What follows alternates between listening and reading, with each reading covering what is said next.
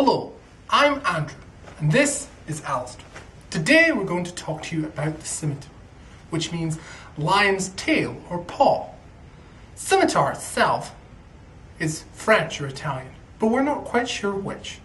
The reason we chose the scimitar is because it is a rich cultural heritage. This exotic sword has influenced many countries, and even swords themselves, their history. The first scimitar we have to show you is from the Burman Museum and is Persian style with a jewel-encrusted hilt, which suggests that it had an important owner or that it was merely an ornament. The second scimitar we have to show you has a jewel-encrusted hilt and even an emblem on its blade. The curve begins much further down, which suggests that this is a Turkish kilij. The last scimitar we have to show you is from the Greenwich Museum, and it is practical, and yet the hilt is still ornate.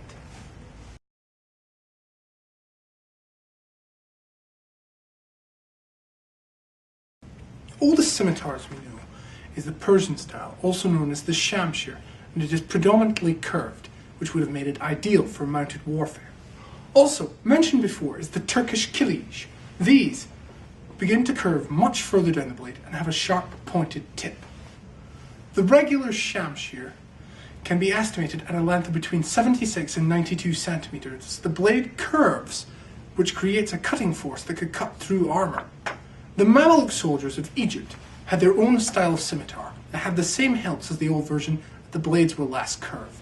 Most scimitars have hilts that are weighted at the end to provide a counterbalance for the weight of the blade, in a curve to the side at the bottom of the hilt.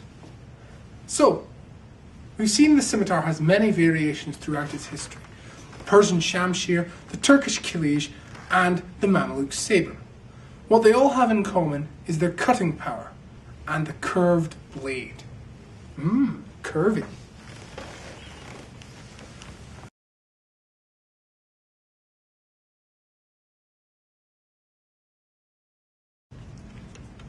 Throughout the ages, the scimitar was adopted by various different peoples. We will now attempt to chronicle its development, who used it and when. Now, the first scimitars were appearing around the 9th century in Khorasan, Central Asia, and it was adopted then by the Seljuk Sultanate by the 12th century. By the 16th century, the Shamshir, as it was now known, was popular in Persia. At the same time, the Turks had a kilij, Arabs used sahifs, and the Mughal Empire, which stretched into India, had the talwar. The different types of scimitar in the 16th century were defined each by the unique shapes. Shamshir was the basic model. Kilijes began to curve further down the blade. The talwar had a wider blade with a less pronounced curve, and sahifs had a counterweighted hilt. After the 16th century, Mamelukes, who were slave soldiers from Egypt, had unique sabers which were related to the Shamshir. These were less curved and more slim. On a side note, said Mamelukes eventually gained rights and privileges and were seen as heroes. In the 19th century, 1,000 years, an entire millennium after the first scimitars appeared, their descendants, the Mamluk sabers, were adopted by Westerners. This was significant because before then, scimitars were used mainly by the Middle Eastern powers. In particular, Napoleon Bonaparte had several Mamluk units, and British cavalry and American Marine Corps were equipped with Mamluk sabers.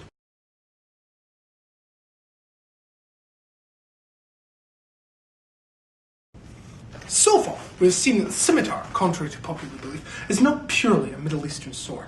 It originates in Central Asia and spreads through to America. There are few variations, and they have influenced many cultures throughout history. Scimitars have also lasted over 1,000 years, an astonishing feat by any regard, and should be respected as a defining sword of the ages. Scimitars and their variations have been carried and used by nomads in Central Asia, sultans in Iran, soldiers there, and also in Turkey, India, Egypt, and all across the Middle East, even by the Prophet Muhammad. Then being adopted by the 19th century European cavalry officers due to Napoleon Bonaparte, and even early US Marine officers.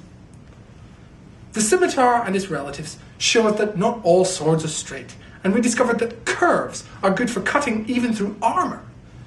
We hope you all enjoyed learning about scimitars as much as we did. So with that all said, this is Andrew and Alastair saying goodbye. Bye-bye. Bye-bye.